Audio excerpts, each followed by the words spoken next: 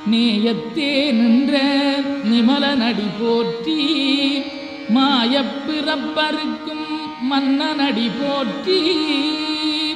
சீரார் பெருந்துரை நம் தேவனடி போற்றி ஆராத இன்பம் அருளுமலை போற்றி சிவனவனின் சிந்தையுள் நின்ற அதனால் அவன் அருளாலே அவந்தாள் வணங்கி சிந்தை மகிழ சிவபுராணம் தன்னை முந்தை வினை முழுதும் ஓய உரைப்பன்